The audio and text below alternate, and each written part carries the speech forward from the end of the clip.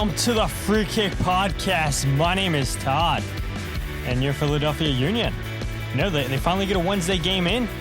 No rain, just like last week. You know, couldn't play because too much rain, and the game gets postponed for the U.S. Open Cup game.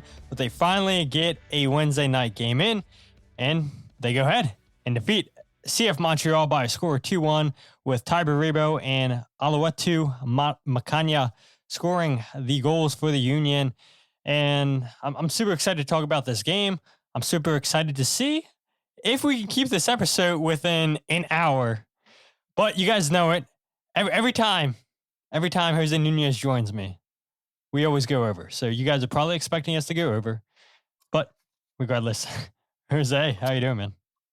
I'm okay, man. I'm so sorry to make you start late for the very much, I don't even want to say uninitiated. People don't know my personal life the way that you and some other people know, but I'm out on the road in Connecticut, actually. So the Free Kick Pod can check off another state where it has been produced, created, whatever you want to call it.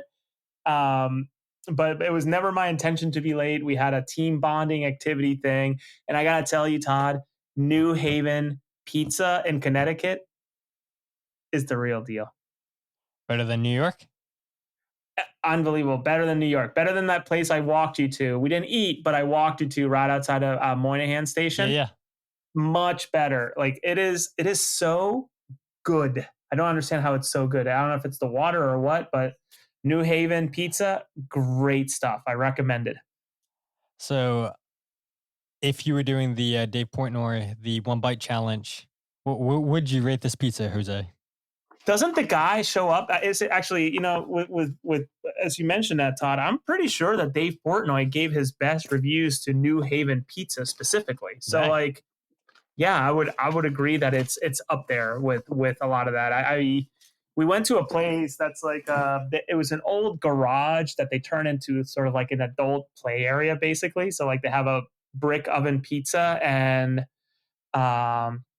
many cornhole games, like the punching bag thing where it measures how hard you hit something, skee ball, basketball. So like a Dave & Buster's, but for adults. And it was bottomless beers, bottomless drinks, and just all you can eat food for this conference that we're at. So it was fantastic. But all that to say that New Haven style pizza, I'm telling you, man, this is the real deal. I am shocked I'm liking it so much. I actually, if it wasn't so late, I would have thought about ordering some more just to come to the room to get delivered. So Michael coming in clutch here saying Portnoy loves New Haven style. So there you go. You're right, Jose. Yeah. It's great, man. But listen, I apologize we started late. Can I promise a 1 hour show? I don't know, Todd. I like to think that the conversation is so good it goes over. And I gotta know, what's that jersey all about? Is that Piccadilly? Yeah, dude. Yeah, that's sick. Look at that. I actually have a message from your boy. I gotta send him PayPal money. He's gonna send me something. See if it gets here before I go to Ireland. I doubt it, but I'll support the cause. You see, if we were doing blunder of the week for this episode and not leaving until Sunday, I feel like Jem would be a really good contender for that because he comes over to the United States. We go to Denver. And he doesn't bring a jersey. Like, come on, you could have brought a couple jerseys. Like, Shelby and I went all out, got him all this Maryland gear, and we don't even get a jersey. Like, I got this jersey in 2020, and this is one of the older kits. And the only reason I wore it is because I saw you guys like talking on Twitter. So I was like, let's go ahead and pull out one of my two, I think, jerseys, or I have like a manager's top that he gave me a few years ago that has the old Free Kick logo on the back of it. And then this is the only jersey I have. But yeah, these are like sick jerseys. And I think he actually has a couple more left. So, I mean, if anybody wants a Piccadilly non-league soccer jersey from Transport for London Soccer League, just hit up Piccadilly on Twitter. I think he has a couple more left. If not, I'll hit him up and see if he has them left. But yeah, it's for people who aren't watching this or listening on audio, it's the design of their seats on the train and everything like that. That's what he bases his jerseys on every single year, just the seat design. And they're so sick. I mean, I think you mean pattern. Pattern, the pattern on the seat. It's really cool. Yeah, they're super cool. And it's a little tight. I don't know what the new jerseys are like, Jose, but this is a Let me medium. see that, Todd. Let me Yeah, see. Let me. no, we're not flexing, dude. Look at this, dude. I mean, it's just like snug. Like I barely have any room. I remember I took this a couple years ago to the gym, and I messaged him afterwards. I was like, dude, why are these jerseys cut so tight? And he's like, oh yeah, sorry about that.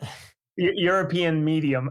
Yeah, exactly. And now I know for next time. So hopefully you don't make that same mistake, Jose. But I'm sure you'll take whatever jersey you can get. No, and listen, for those that maybe haven't heard me say this, I'm going to Ireland for my cousin's wedding. I'm so excited for him marrying the love of his life. And I told my wife, this is what I'm going to do during these 13, 14 days that we're out there. Every single day, I'm wearing a different soccer jersey and not even wearing MLS teams. It's going to be all lower league in the United States teams. And our good friend of the show, Mark Kalkenberg, has helped out with that. Rogue FC out in Rhode Island has helped out too, and I have a few surprises out there that I'm excited to show off out there. But all these teams are going to get some, as small as my fan base or my Twitter base is, like they're gonna see these different jerseys across Dublin. So please be excited, as Sony would say during the conference calls when I was an investor. Yeah, yeah. John chimes in, says, "Don't know if it beats the Orioles outfit, but another great look, Todd. Appreciate that, John." I don't know if you watched the last episode, Jose, but I was wearing the Hawaiian shirt giveaway, and I think when I went to that game, you were like, "If you find one of those, you got to give me one." I mean, they are so sick. So people who didn't look it out, just go on YouTube and watch the latest live video. Not this one, but the previous one. You can see the awesome giveaway. Vince chimes in, says, "We must introduce Ireland to the glory of Philadelphia Union too." Philadelphia Union too, Jose? If I could buy one, right? If I could buy a jersey, I would definitely wear a Union 2 kit. And, like Todd, you and I talk about this a lot, but like obviously being professional or trying to be as professional as we can with like the journalistic side of us, like you're not really going to see me with a Union jersey anytime soon. And with all due respect to the team, et cetera. But like a Union 2 kit, that thing would be all over Dublin. It would be in Galway. It would be all over the place if I was able to get my hands on one. I could probably send some messages and make it happen, but the reality is I'm not that person either. Yeah. And last comment before we move the show along, Mark Kalkenberg chimes in, says, Vermont Green, question mark, Jose? Tyler Trimnell. There you go. There he is. There we go. So we got 2 jerseys now Jose said he's going to wear. So you guys got to follow Jose on Twitter and find out what else he's going to wear. Or Instagram. I mean, that's a place where he honestly posts pictures. So you might have to like post them on your story. I keep that Instagram so personal, like family, but some people have snuck their way in there. They found me on Instagram, and that's okay. More the merrier, I suppose, but I'll just never private? That too much. Say it again? Your Instagram's private? No, it's not private. I mean, I don't know. Is it? I don't know. But it's not the same handle as my Twitter. I guess I'll say that. Gotcha. Kidden Wolf. What's up, Kidden? Says, I can't stay for long, but greetings from Florida. It's so funny, too, because right below that comment, his former teacher chimes in. Jillian Almany says, hey, guys. That's so funny. The comments came in both at 9:23, but Kidden came in right before Jillian. It's like they knew. But, yeah, super excited for this episode. 10 minutes of us ranting, Jose, so it's probably best that we get into this game. But before we do that, actually, there is one little thing I want to talk about, and I didn't put it in my show notes. We can talk about it quickly. But the Philadelphia Union announced today they had their unrevealing of the WSFS Bank Stadium complex. And I'll be honest, Jose, I had no clue how to say this. For maybe a month ago, I asked one of my friends, I asked her how to say it. I was like, how do you pronounce the name of this bank? And I was just saying it WSFS. And she was like, no, I think it's called WSFS. And now I know it's called WSFS. But the Philadelphia Union, they had their ceremony opening that up to select media, I should say. Got invited out to go and watch the ceremony. But the Philadelphia Union, they had opened the WSFS Bank Sportsplex, a state-of-the-art $100 million, 170,000 square foot sports and recreation complex adjacent to Subaru Park in Chester, Pennsylvania. This is so awesome. We've seen them building the campus with all the turf fields, the grass fields, and they've done such a good job just bringing all these tournaments down to the area, whether it be lacrosse, other soccer tournaments. I know the academy obviously always plays down there. The games are live streamed on YouTube for the most part. And yeah, I mean, it's cool to see the union finally investing into Chester. I think it's cool that WSFS Bank donated, I think, over 300 hours for public use. And they have indoor basketball courts in the sportsplex and everything. So I'm looking forward to seeing just what this does for the Chester community, seeing how many more people come down. And to Vince's point, talking about earlier in the show, you should wear a Union 2 jersey. Well, I don't know. I mean, I feel like now Union 2 is going to be playing at this sportsplex, and you could potentially be bringing in more people to the Chester area. Maybe it is time to start selling Union 2 jerseys. But one thing I wanted to bring up real quick, Jose, while I try to get this onto the screen. Have you seen pictures of the new Union 2 locker room? Uh, no, I actually did not get a chance. So Oh, this again, this is awesome. I've been in and out of meetings with for work plus this conference. Holy shit. Yeah, this is sick. That's for the Union too? Yeah, this is Union 2's locker room for the Sportsplex. Try to make it bigger. I mean, that's phenomenal. Okay. I mean, happy for them, but they're gonna have to find a way to pay for it to sell the jerseys. Exactly. Figure it out. Let's see. Here we go. The Union 2, I guess, entranceway, the Union Academy. And for everybody that's listening to audio only, this is why you guys got to go back on YouTube or listen to the live streams when we go live, because we show video, pictures, the video from press conferences. But yeah, this is sick, dude. I mean, the locker room, phenomenal. Look at this. David Vasquez and Nick Periano, the two captains for the team. This is sick, man. All I'll say about this complex, Todd, and these are like my thoughts. If you were going to ask them, I don't know, but like I'm just going to share them. Like I don't think people are really recognizing, like, yeah, it's easy to dunk on the team for not spending, though I think maybe it's becoming increasingly hard to justify that harping on of like you're not spending whatever. Brother, they're first in the league with the spending that they're doing. I think they're okay. They're just smart how to go about it. I don't think people realize just how great this complex is going to be to continue to win the arms race that becomes facilities when it comes to scouting and recruiting some of these players across the area, right? If you're a local player and you're playing for the PA Classics or the FC Revolutions or what have you across the region that the Union are able to bring in to scout, you see those facilities, and I'm maybe using my lens as working for academia in Division 3 specifically, but I've worked at Division 2 as well. Like you have that type of facility, you're turning a lot of these kids into, oh yeah, I want to be part of this, right? Like it's an incredible building, it's an incredible facility. And the bar is so high when it comes to the recruiting and how thoughtful and good they are at it.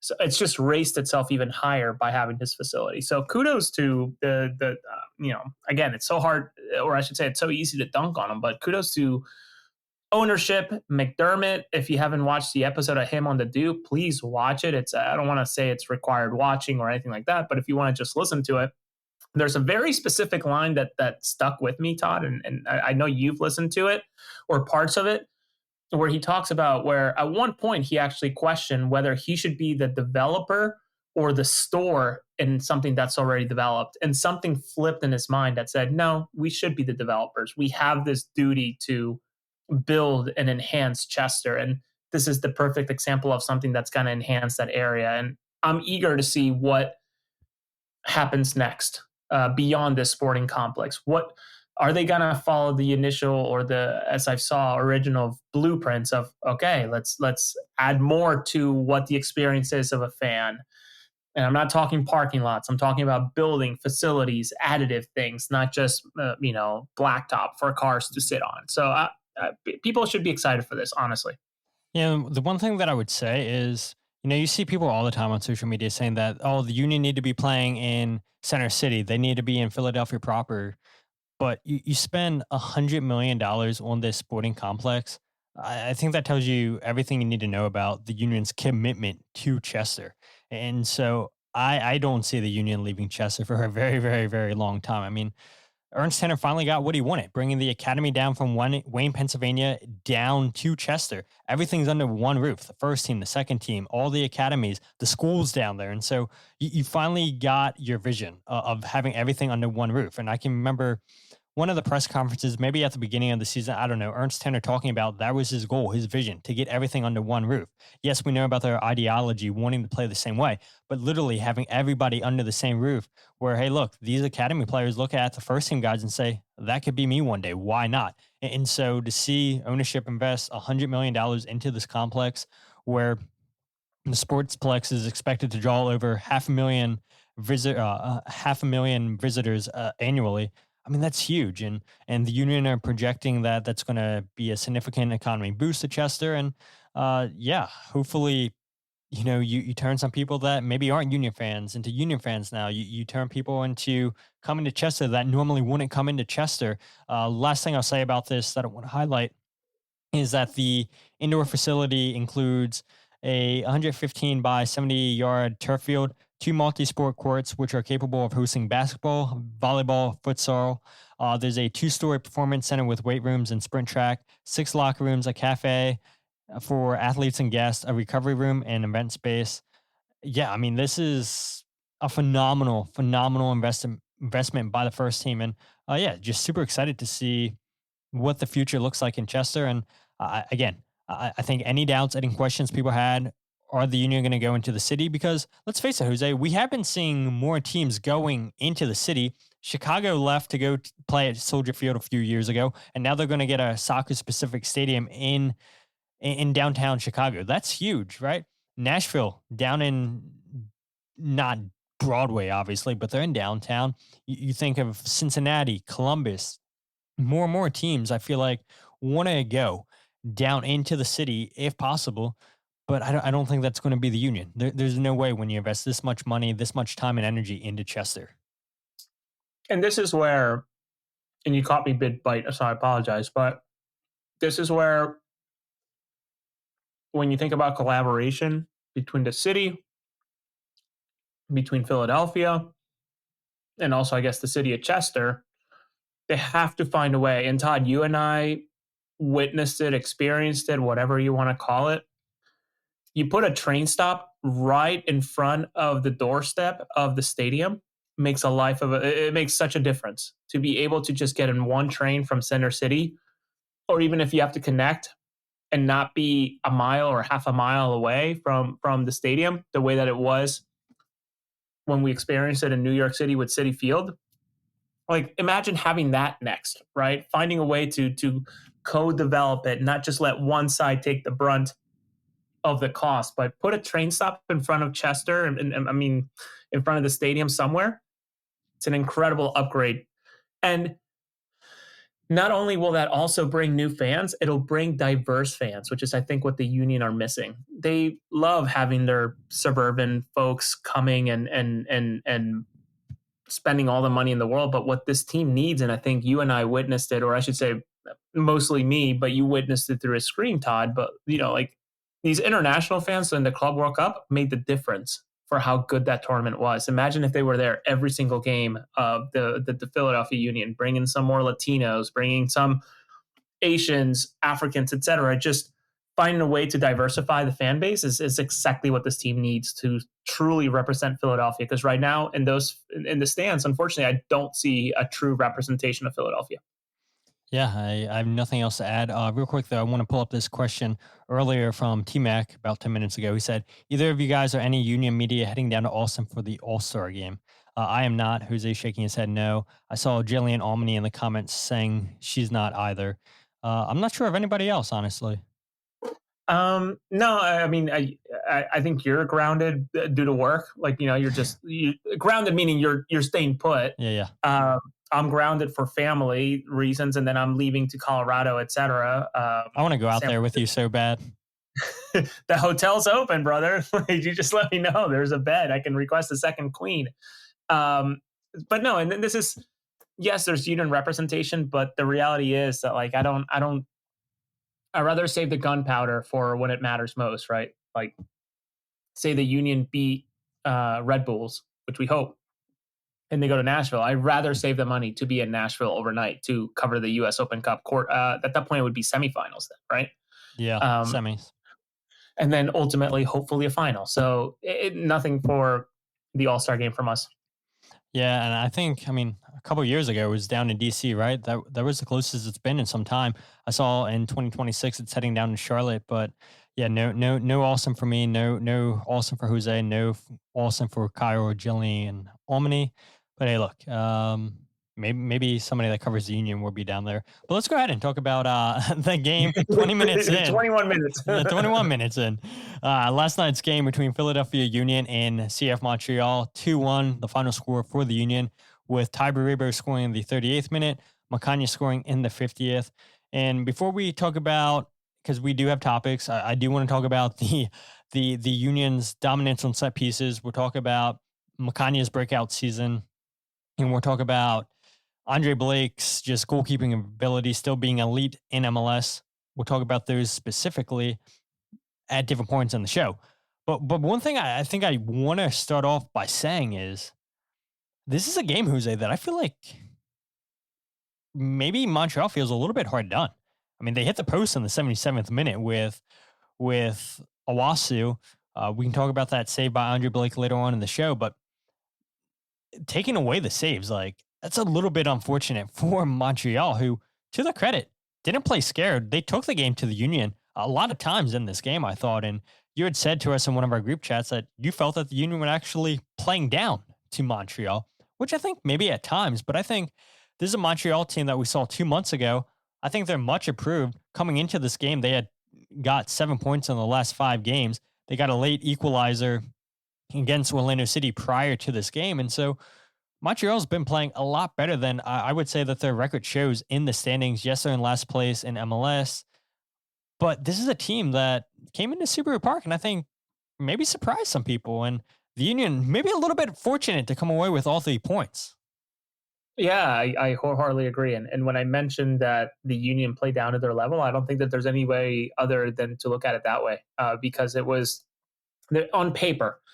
There was no way that game should have been as close as it was, right? When you think about the disparity in terms of points and goal differential, et cetera. And that's why you play the games, right?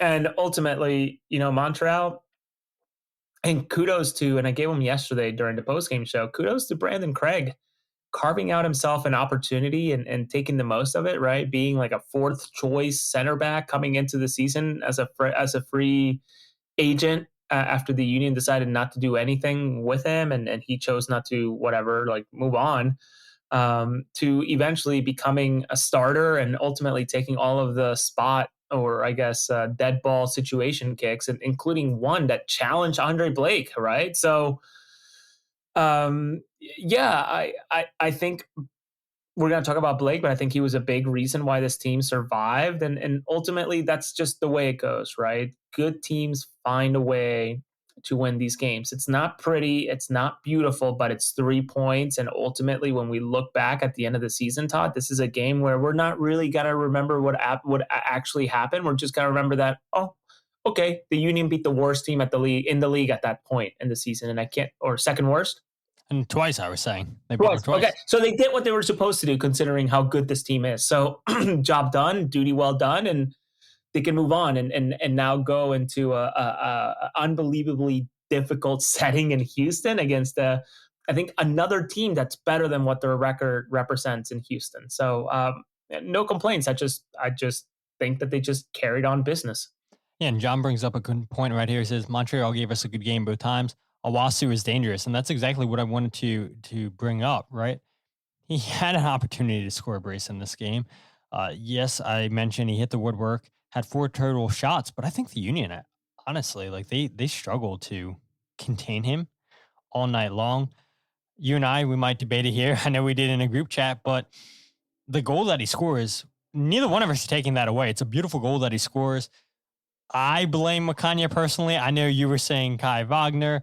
Our good friend Mark Kelkenberg came out and said to where he was like, yeah, this is exactly what happened on the play.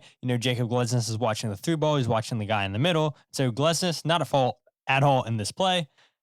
You guys, I feel like, kind of blame Kai Wagner a little bit more than Makhanya. My argument would be that Makhanya gets caught ball watching. It's as simple as that. He's the one centrally with Owusu and just pays attention to the ball, not the run. Kai Wagner, yes, he could have left Sealy and tracked that run because he's watching Makhanya just not have any awareness whatsoever on Owusu, but he jogs back. And we've seen that time and time again for Kai. As good as he is on set piece deliveries offensively, he struggles defensively at times. We saw it in Columbus, right? I mean, he gives you those moments where he doesn't track back, where he falls asleep and he's at fault. And I would say Kai wasn't at fault for this. Do you want to say both? Both Makhanya and Wagner? Okay, that's fair, but I think more the blame's on Makhanya for this. But my whole point is, the Union really did struggle all game long with Owusu. Yeah, the guy's a handful, right? Like that man can.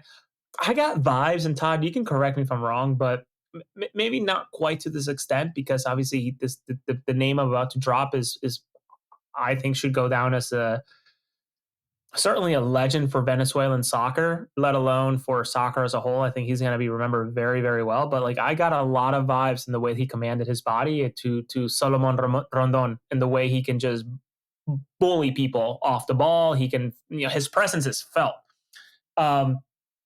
In terms of the play, I think I was more bothered by Kai's attitude of whenever something happens that's a goal or whatever, I just see hands up and like starts to gesture to people. And I just get so frustrated when I see that, when in reality it should be, or it could be more of a coaching moment, right?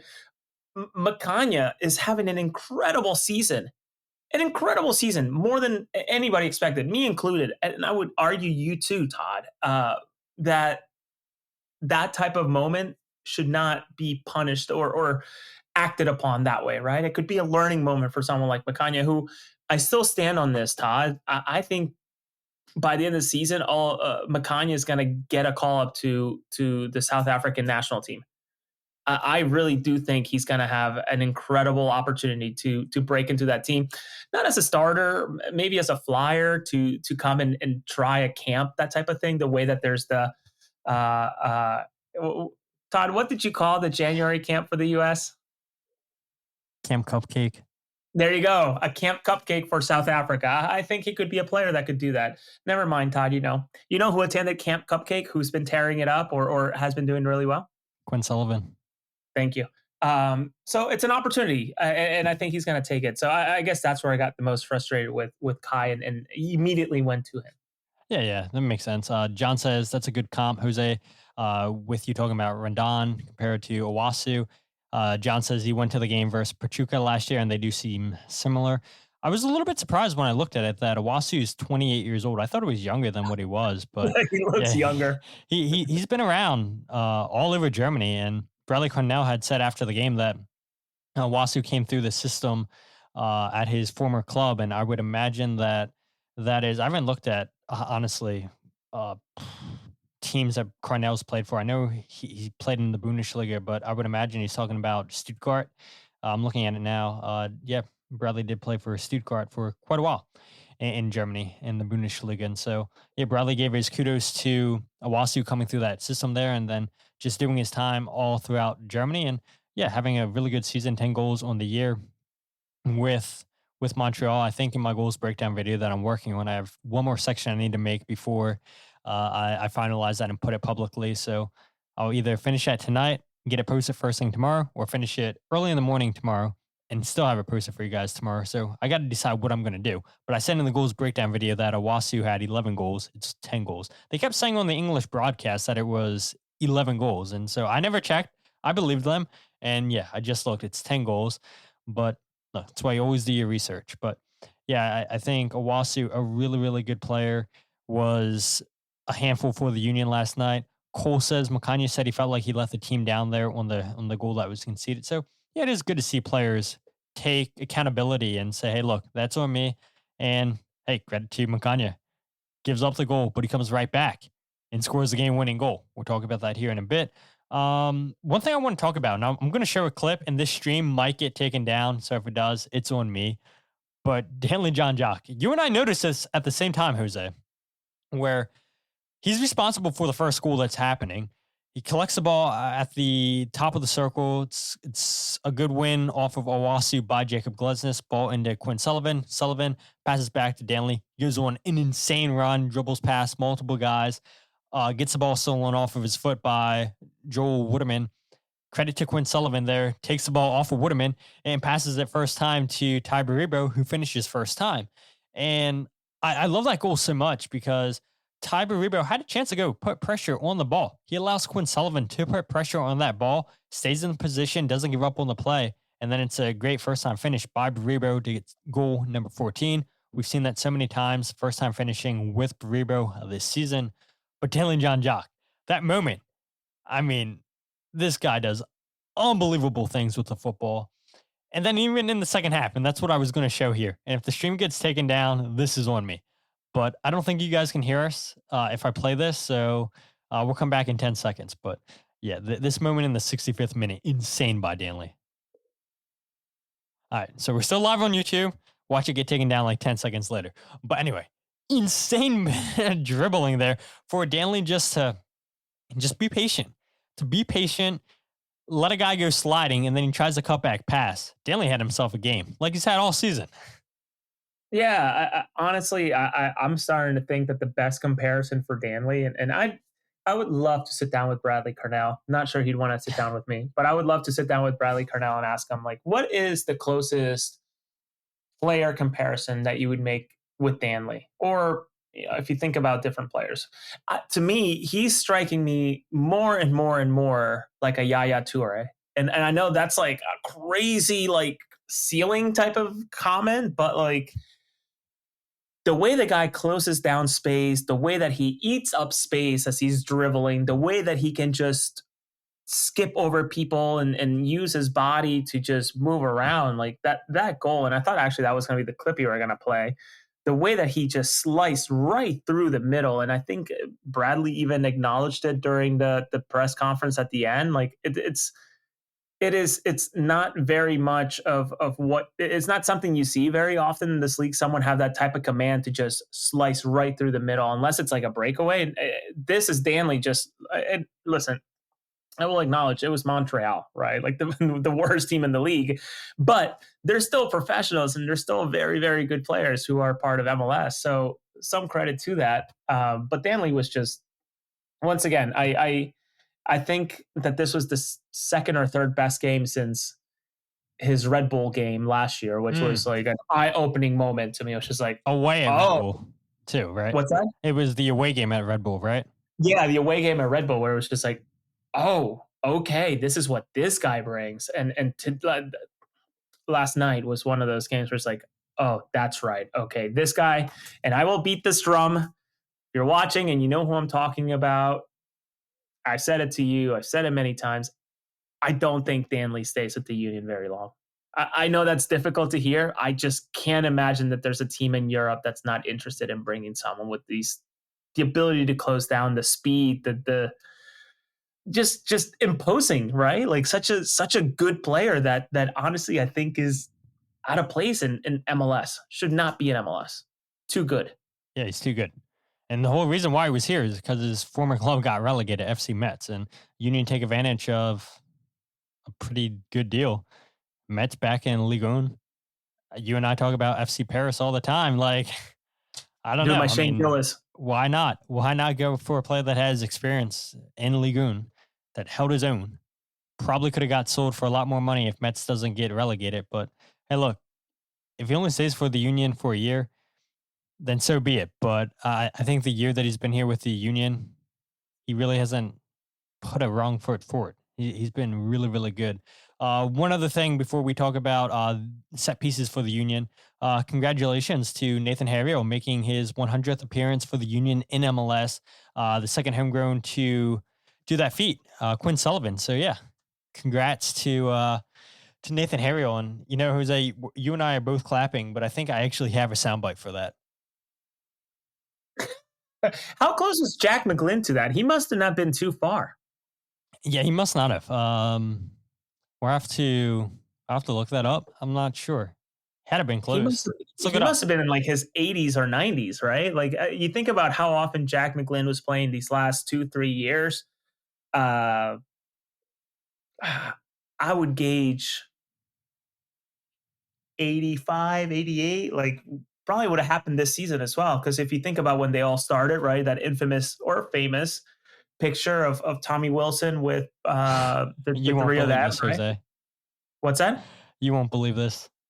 What is it? 99. No shit. 99 games. The poor guy could not get the 100th. That is unreal. Oh, okay. Well, very close to it. Unbelievably close. Because he's the one who blossomed before the other two. Yep. Agreed. That's why he's not here anymore. I mean, yeah, he doesn't fit the system, but I always thought that Jack would be the first one to leave out of those three just because of the talent. And I honestly didn't expect it to be to another MLS club, but yeah, hopefully Jack McGlynn doesn't hurt the Union this weekend as the Union go down to Houston. But I mentioned it, set pieces, Union very, very good. One set pieces this year. I know that maybe there's a little bit of controversy. Is it 14 goals? Is it 15 goals? Or I guess 16 goals now it would be. Who scored? I trust them. Says 14. And so we're going off of who scored's stats. And that means that the Union have scored 36% of the goals this season, Jose, off of set pieces. 36%. That is insane. What was Bradley Cornell's quote? The 60, what was it? 60 goals from open play or something like that. 20 and 20? 60, 30, 10. Yeah, 60, 30, 10. So he won it 30 goals from set pieces, and the Union are at 36%. That's insane. Yeah, it's crazy. And I gotta commend Philadelphia. Maybe should commend you first, Todd. You highlighting some of these backroom staff members and finding ways to elevate them. But the Frank Light video that the Union put out, as well as Marissa Gobb, incredible pieces of media for Union fans who want to know more about the inner workings to go on and watch on the YouTube channel. So please refer back to. I think I know I shared both of them. So please take a look at them or go on the Union's YouTube page. But just I asked this in the MLS writers Slack. Like I don't know how to go about this. This might be a project for you and I, or I should rely on some other people, or maybe ask MLS proper to do it. But like, I want to know,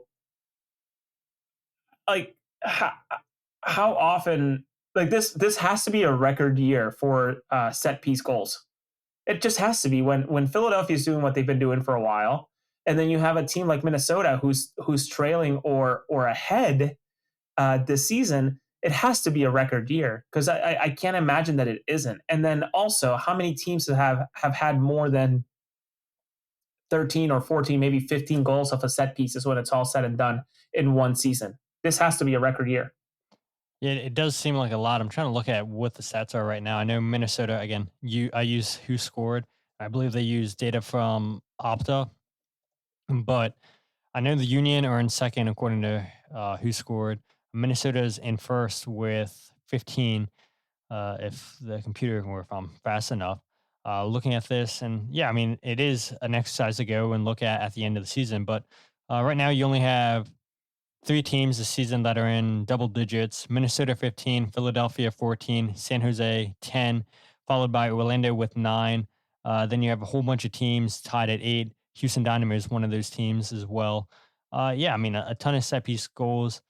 Dallas with the fewest amount this season, 2. Rapids are down there with 3, which is a little bit surprising with Mihailovic there, who I think is one of the better set piece takers in MLS. Maybe he's just a pen merch, but yeah, every single team this year has scored a set piece goal, but none as dominant as Minnesota United, Philadelphia, and San Jose this season. And last year, I believe the Union had 19 set piece goals. I'll look at it since I'm looking at who That's scored right insane. now. How many? I know I was gonna say that's insane. Yeah, Like, I those mean, are crazy numbers, and like this is what happens when preparation meets opportunity, and it goes back to yeah, Frank. 19. Yeah, Frank and his staff. You think about Addison Hunsaker. I think that's how you say his last name, and uh, um, is it John Cooney? Jay. Jay Cooney. I'm so sorry, Jay Cooney. Like, these are staff members that I'm actually still shocked, much like some players that are still within the union stuff, because of how good they've been and how great they've been over this 6 or 7 year run of union soccer that has been pretty dominant in the Eastern Conference. Kudos to them, all of them, for doing what they do so well. Yeah, so you had mentioned the video that the union posted with Frank Like, Coffee with the Coach, I believe they call that segment. It's about a 12-minute video. I'll leave a link to that in the show description. And I think there was something else I was going to leave a link to. Maybe the episode with Tim McDermott. I'll leave a link to both of that. If you guys don't watch these videos by Sage Hurley, really, really insightful videos. And I'm going to play a minute clip of Frank Like talking with Sage about collecting set pieces and his approach, or the person that he knows in Germany's approach to collecting set pieces, and how Frank decides, all right, these are the set pieces we're going to use.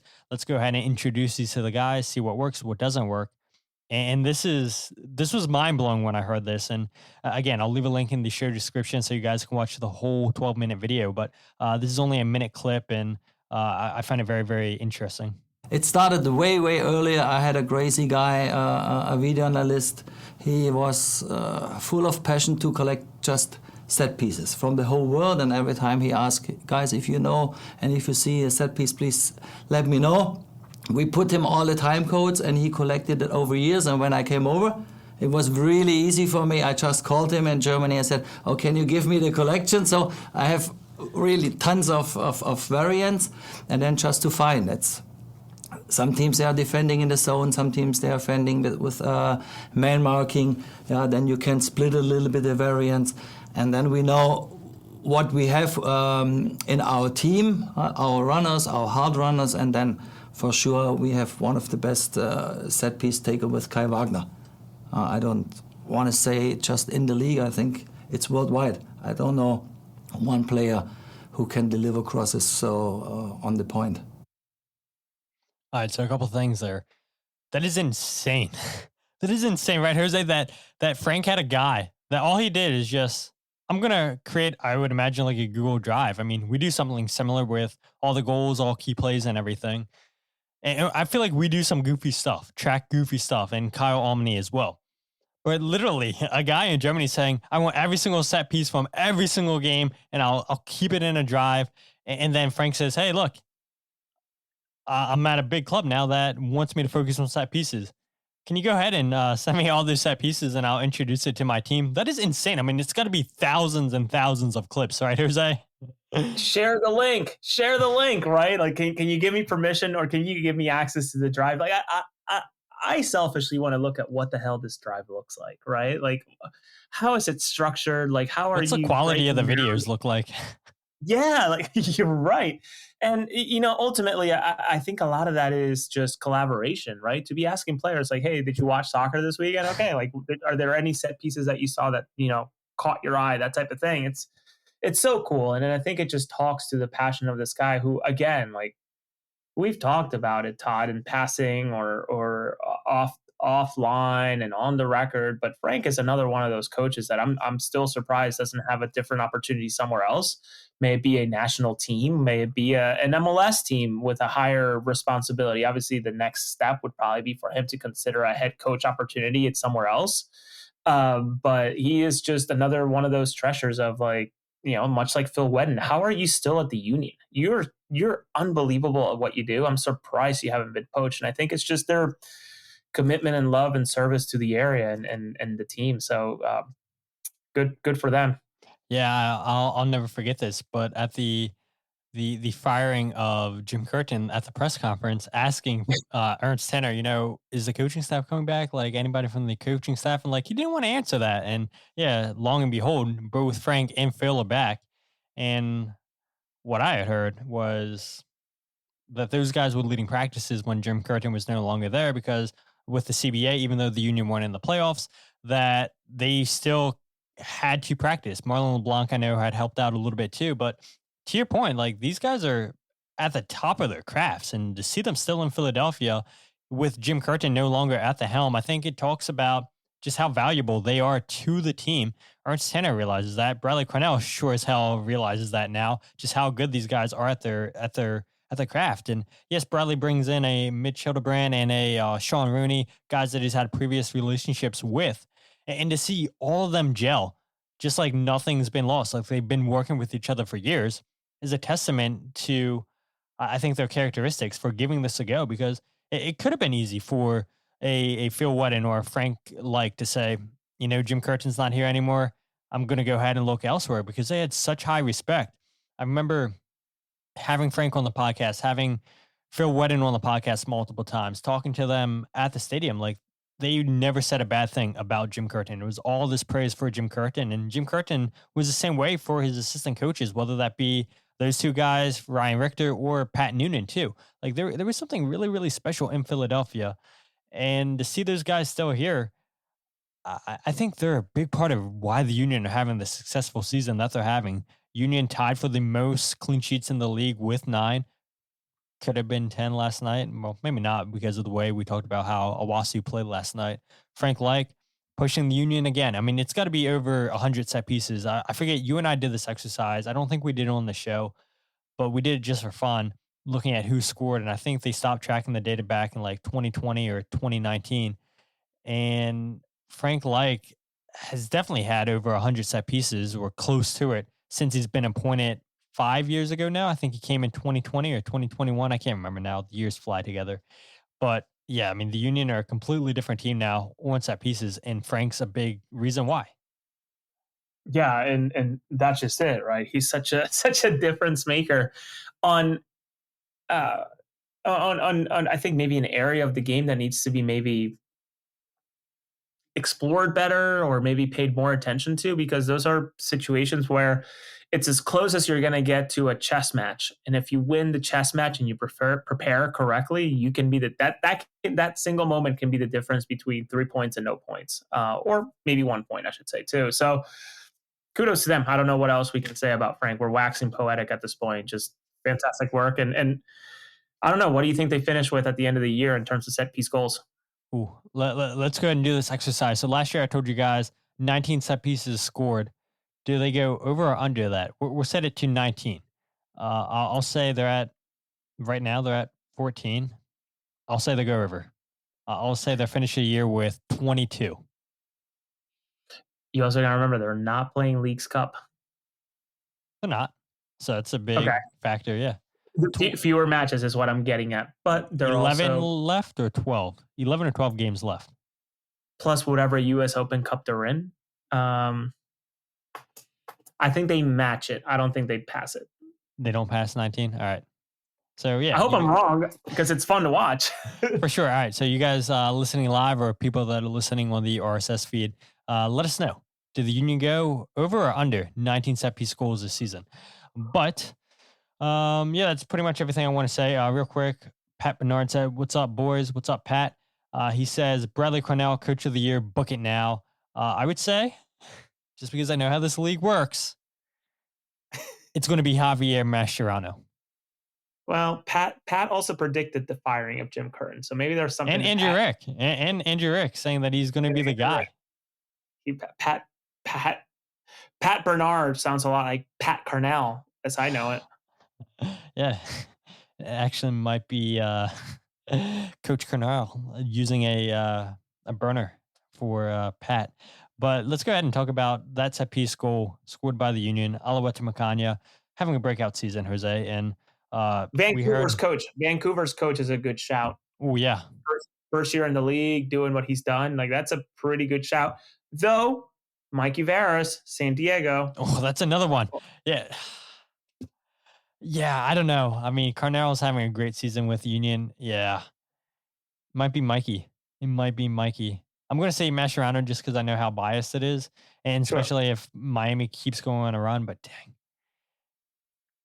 Yeah, it might be Mikey. It honestly might be Mikey.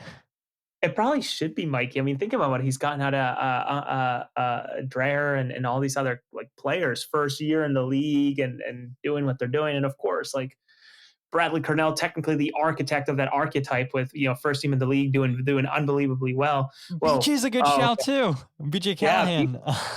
Ursinus Bear. It's interesting. I wonder which way they go, but there's so many shouts for the accolade, and frankly, I wouldn't be upset if any of them won it. That's fair, but it won't be Peter Vermees. Definitely will not be. It absolutely will not be. But Makhanya scores on the set piece last night. We heard Frank talk about, in his opinion, not only is Kai Wagner the best delivery off of set pieces in MLS, but he says worldwide that he's one of the best deliveries. And right after this clip that I played for you guys, Frank goes into why he believes Kai's one of the best set piece takers in the whole world. So again, listen to that episode with Sage and Frank after you guys get done listening to the free kick. But Makhanya becomes the 16th different goal scorer this season. He's featured in 20 matches, started 15 of those. He's played over 1,400 minutes. Coming into this game against Montreal, he was ranked third on the Union in tackles won, 22, fourth in block shots, 20, fifth in interceptions, 25, and second in clearances, which was 101. And Makhanya wasn't given a chance last year on Jim Curtin, brought in the summer of 2023, wasn't given a chance, sent down to Union 2. Union desperately needed center back help last year. Makhanya still can't break into the team. You start playing Nathan Harriel as your emergency center back. And it's like, what's Makhanya have to do? You go out, you sign a U22 player, your first ever in Makhanya, and he can't even break into the first team. And yes, I talked about this last episode. Same thing can be said about Todd Baribo. We saw what happened once Carranza was sold. Breakout season in Leagues Cup, Golden Boot winner. But maybe the Union make the playoffs last season, Jose, if Makhanya is starting instead of Nathan Harriel, who I think played well at times as a center back, but he's a better right back than center back, in my opinion. And I do think maybe that's part of the reason why Nathan Harriel got selected to go to the Olympics last year, is just because of his versatility. And now this season, under Bradley Cornell, we're seeing him play as an attacking midfielder. Insane. And it's happened more than once now this season, like 3 or 4 times I've counted. But regardless, Makhanya is having a hell of a season, Jose. And I feel like maybe he's a little bit hard done that it was Jacob Glesnes and not him getting selected to go to the All-Star game. Yeah, and I guess I almost wish it would have been Makhanya over Glesnes when you think about minutes and youth, and Glesnes is not getting any younger, never mind the injuries that he has had to recover from. But I'm a number one Makhanya sympathizer now, right? I was so unbelievably critical about him. I think almost honestly, I think it was justified. A man making that much money playing MLS Next Pro, like obviously it wasn't even his own doing. So for him to come in and show what he's shown, and me being on the other end of this whole thing and saying, this guy might get called up for the South African national team as 180 as it gets when it comes to like his development. And not everybody's just linear. We know that. That's a patented sentence of the free kick pod at this point. But like, I can't believe that he's playing as well as he is. And of course, it's all about opportunity. When Jan Glavinovic goes down, there's the opportunity for Makhanya. When Harriel comes into preseason injured, that's where Frankie Westfield comes in. So it was all for the taking. And I'm happy that Makhanya has sort of just grabbed it and ran with it, and just how good internally it has been. Now, it'll be interesting when, who knows, Jan Glavinovic comes back, what that looks like in terms of competition, but it's only going to make all these guys better. So congrats to Olwethu, got that accolade today. Yeah, back to back. Team of the match. Yep. Yeah, back-to-back team of, was he on the bench last week? Yeah, bench and then starting this week. Okay, I don't pay too much attention to the bench call-ups, but I get it. So shout out to him for being a starter in the team of the match day this week. Awesome. And I think someone had mentioned just a minute ago, John Corkery, I hope I'm saying that last name right. His closing speed and athleticism is unbelievable. it has to be it has to be up there in terms of some of the best ability to close down space and as a defender and sort of make up for ground lost. I don't think he is a player that really needs to even give 1 or 2 yards to make sure that speedy players don't get past him. He's just that athletic. It's so great to see. I'm probably being so disrespectful here, Jose, but I'm looking at the latest South Africa call-up as of June 10th, 2025, and majority of the players here are playing in the South African Premiership. And How many Bosch players are on there? A lot. Okay. Makhanya used to be a Bosch player. Yeah.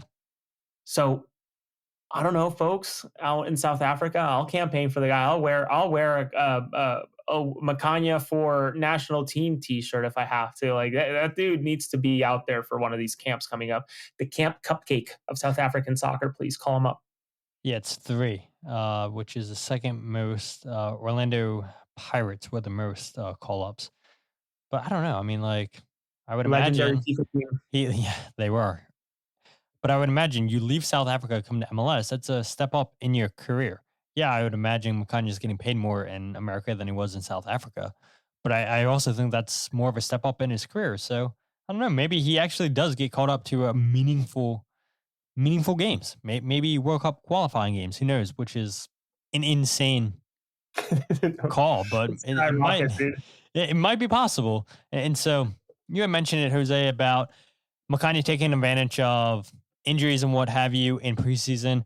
That's exactly what Bradley Cornell had said last night while asked about the rise of Olwethu Makhanya. It's incredible, right?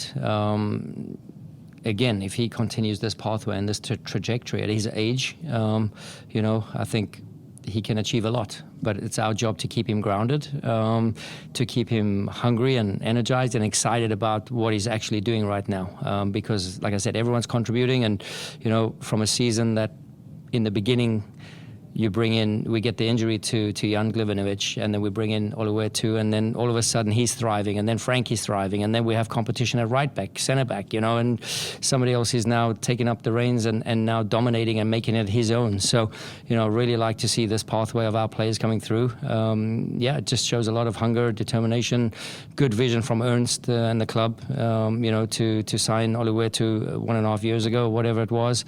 So credit to Ernst as well. Ernst knows ball. Some would say that, yeah. I'll say that. Like he knows how to find his talent. But I'll also say that he's missed. I mean, I think the most meaningful miss that the man has had is Riasco. But the thing is that when he bets small. But when he hits and he bets small, it's magnitudes bigger, right? Kai, Jose Martinez. I would argue Jesus Bueno as well for the role that he's taken. Casper Shabilko. Glasses was one of his too, right? Yep. Yeah. So like these are massive hits. Multiple all-stars that I just named, whether it was one time or multiple times. Team of the year, team of the defender of the year.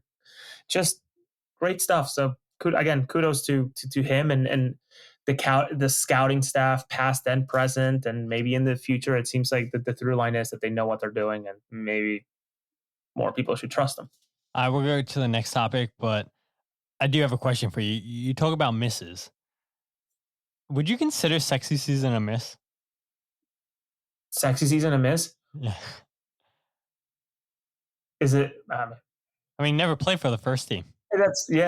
Can you consider him a miss? Since I thought you were talking about Hoagie. It's like Matthias Arvids, for people who are unfamiliar with the player.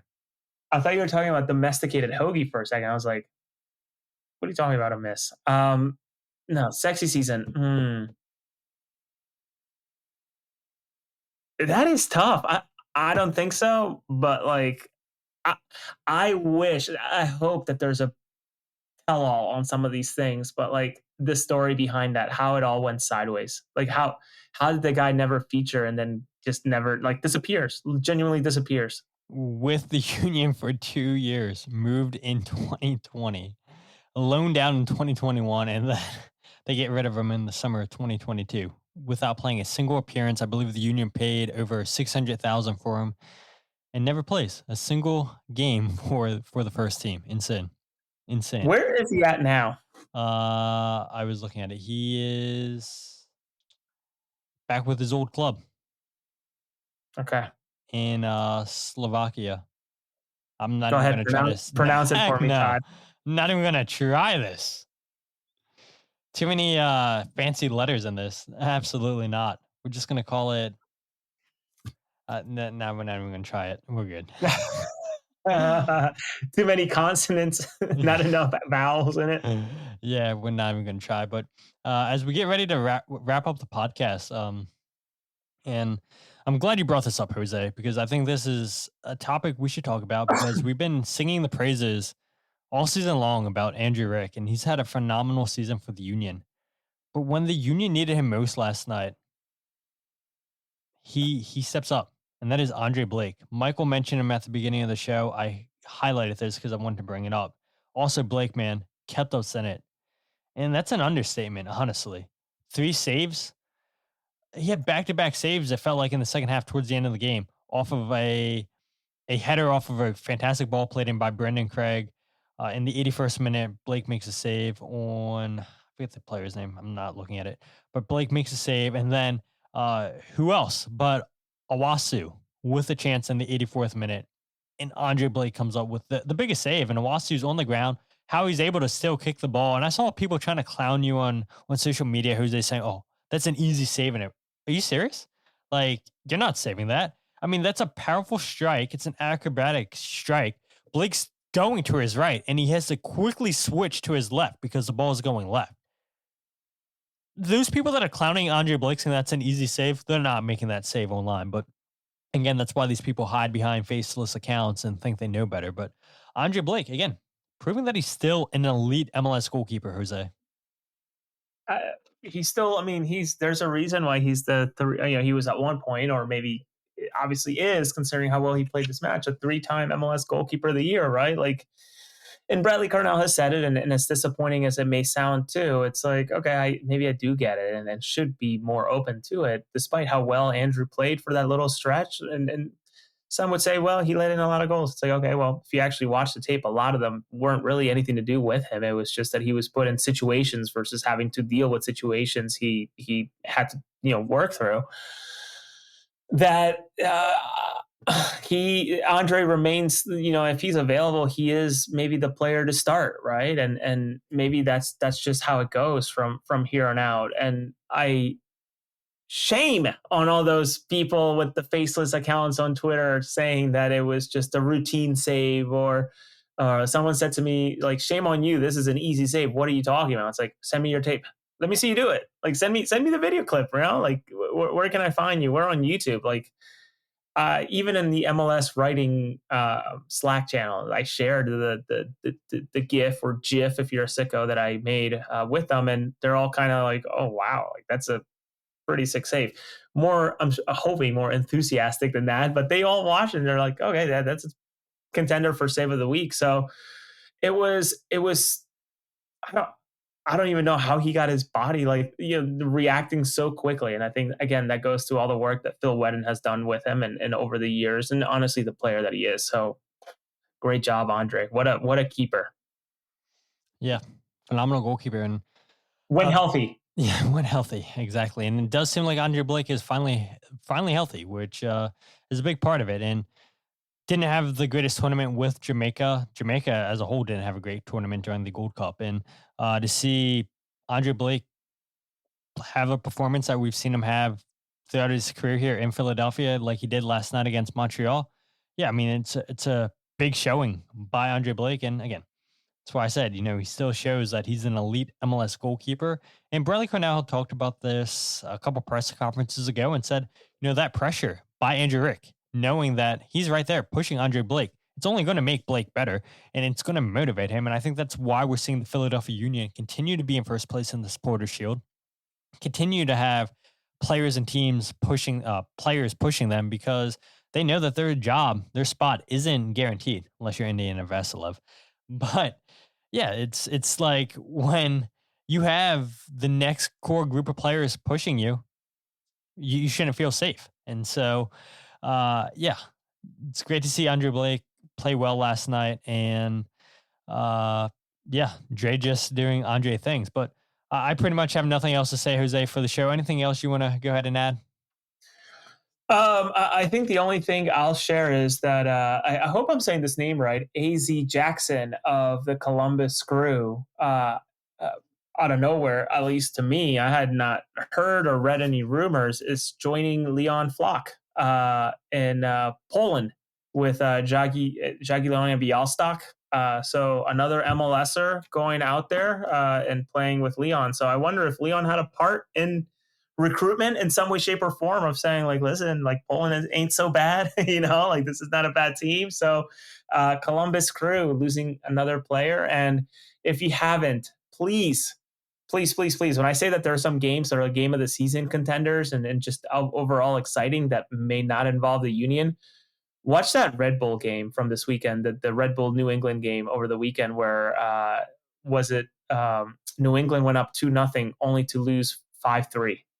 Or was it 5-2? I forget the final score, but it was a hell of a game. So make sure if you haven't, just put that on the background at some point on Apple MLS, on Apple TV, whatever the title is. But yeah, that's all I'll share. More to come, and no MLS duty for me. So I get to actually watch and enjoy the game, not have to watch and take notes throughout the different assignments. So Cole says he's currently watching that Red Bull game. Look at that. You just got spoiled, brother. 5-3, insane game. I guess I got to go ahead and watch this game too. I have a question for Domesticated Hoagie. She's in the comment section. Jose was talking about Poland being the place to be. Can you confirm or deny that, Domesticated Hoagie? As she is Polish. I don't know if you knew that, Jose, but she said a few shows ago that she's Polish. She said that's the motherland, the homeland. So I want to know if she can confirm or deny Poland is the place to be. And I also, Jose, want to go ahead and say the club that Sexy Season is currently at is Podbrezova. That's what I'm going to go with. That's going to, I was listening to talk the whole time. I'm like, let me go ahead and try to give this a go. Probably still saying it wrong, but it looks like it's pronounced Podbrezova. Prdbrezova. Fancy A at the end.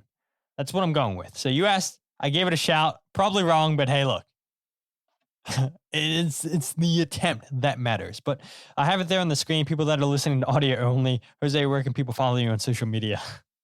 At Jose R. Nuñez 91. You just gave me an idea. I'm going to send an email, see if Sexy Season is available for a 5-10 minute conversation. Podbrezova. That'd be awesome. I mean, he speaks English. Sexy Season does speak some English. Domesticated Hoagie says, yeah, motherland. Number one, very nice. So she confirms that Poland is the place to be. So, yo, shout out to Domesticated Hoagie / Sexy Hoagie, whatever phase she's in at the moment. But I think she posted on social media at some point a picture of her grandmother. Her grandmother was a sniper in some army. Badass. I did not see this. I hope I'm thinking of the right person. Domesticated Hoagie. Am I going nuts here? Wasn't your grandmother a sniper? I have no clue. All right, now she's cursing at us. We don't realize it. Probably. Now she's calling us assholes or something like that. I'm gonna get canceled because I just posted something. I have no clue what it is. Yeah, you just said the N-word in Polish, Todd. Why would you do that to me, Domesticated Hoagie? I was gonna say the only thing that I see Hoagie post on social media is Labaloo. I think they're called. No, is that really how you say it? I thought it was Laboobos or Labu. It's not Labaloo, whatever the hell I said. Laboo? I don't know. But I sent her this. Somebody made an Oriole one. Yo, that's sick. Yeah, it is pretty sick. But yeah, the show definitely going off the rails now, an hour and 10. But if you guys aren't following the podcast on Twitter, Instagram, or Facebook, follow Free Kick Pod, where we reach your podcast, The Free Kick. Check out the YouTube channel, youtube.com/freekickpod, wherever you get your podcasts. I said that. Check out the writing, the podcast and goals breakdown video all in one place, thefreekick.substack.com, 10:25 p.m. here on Thursday night. And I have such a busy day ahead tomorrow. And then Saturday, waking up early, going fishing, and then hopefully coming home napping. So I'm energized for the game against Houston on Saturday, and then be back doing the podcast on Sunday, recapping hopefully a good positive result for the Union down in Houston. First time that the Union are going down in Houston since 2018. So yeah, hopefully the Union go down and get a result. Hopefully, like I said earlier in the show, hopefully Jack McGlynn doesn't score against the Union. I do wonder if Jack McGlynn scores, does he celebrate? Daniel Gaza, when MLS asked, he said he would celebrate against the Union. Didn't seem like it was the greatest ending for Jack McGlynn in the Union. Yeah, he had those quotes. I forget who he did the interview with, but said that he was basically told that he was getting traded last minute. So I don't know. Will Jack McGlynn celebrate if he scores? We shall see. But you guys, the comment section, the best part of the show, as always. I appreciate every single person that came in tonight with comments tonight. You guys make the show what it is, you guys. Again, best part of the show. Thank you so much for your comments. Trying to get to 500 subscribers on YouTube by the end of the season. We're at 358 now. We're getting closer and closer. I still do think we'll get to 500 before the end of the year, but it's going to be because of you guys, your help, you guys only. So with that said, my name is Todd, and this is the Free Kick Podcast.